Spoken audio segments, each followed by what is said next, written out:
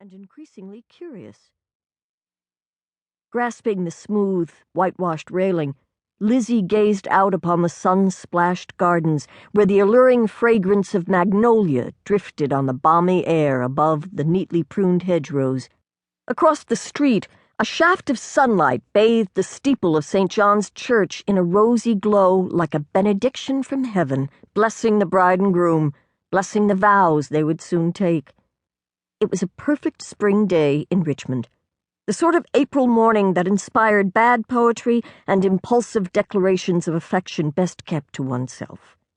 Lizzie could almost forget that not far away, in the heart of the city, a furious debate was raging, a searing prelude to the vote that would determine whether her beloved Virginia would follow the southern cotton states out of the fragmenting nation.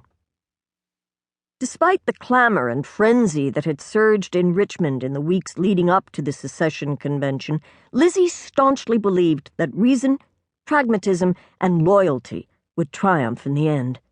Unionist delegates outnumbered secessionist fire-eaters 2-1, and Virginians were too proud of their heritage as the birthplace of Washington, Jefferson, and Madison to leave the nation their honored forebears had founded. Still, she had to admit that John Lewis's increasing pessimism troubled her. Mr. Lewis, a longtime family friend serving as a delegate from Rockingham County, had been the Van Loo's guest throughout the convention, and his ominous reports of shouting matches erupting in closed sessions made her uneasy. So, too, did the gathering of a splinter group of adamant secessionists only a block and a half away from the Capitol, although outwardly she made light of the so-called spontaneous People's Convention. How can a convention be both spontaneous and arranged well in advance, with time for the sending and accepting of invitations? She had mocked, but the tentative, worried smiles her mother and brother had given her in reply were but a small reward. Although Lizzie managed such shows of levity from time to time, she could not ignore the disquieting signs that the people of Richmond were declaring themselves for the Confederacy in ever greater numbers. Less than a week before, when word reached the city of the Union garrison's surrender at Fort Sumter in Charleston, neighbors and strangers alike had thronged into the streets, shouting and crying and flinging their hats into the air. Impromptu parades had formed, and bands had played spirited renditions of Dixie and the Marseillaise. Down by the riverside at the Tredegar Iron Works, thousands had cheered as a newly cast cannon fired off a thunderous salute to the victors.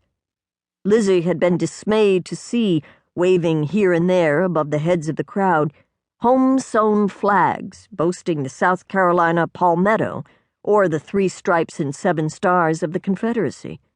But when the crowd marched to the governor's mansion, instead of giving them the speech they demanded, John Letcher urged them to all go home.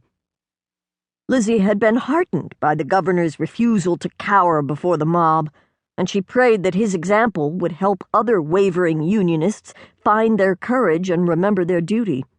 But 2 days later, word came to Richmond that President Lincoln had called for 75,000 militia to put down the rebellion, and Virginia would be required to provide her share. Many Virginians who had been ambivalent about secession until then had become outraged by the president's demand that they go to war against their fellow Southerners, and they defiantly joined the clamor of voices shouting for Virginia to leave the Union. John Minor Botts, a Whig and perhaps the most outspoken and steadfast Unionist in Richmond politics, had called the mobilization proclamation the most unfortunate state paper that ever issued from any executive since the establishment of the government. But would it prove to be the straw that broke the camel's back? Lizzie could not allow herself to believe it. Rational men will not cave in to the demands of the mob, Lizzie had argued to Mr. Lewis that very morning. Like herself, he was a Virginia native, born in 1818, and a Whig. Unlike her, he was married, had children, and could vote. They will heed the demands of their consciences and the law. A few crumbs of Hannah's light, buttery biscuits fell free from Mr. Lewis's dark beard.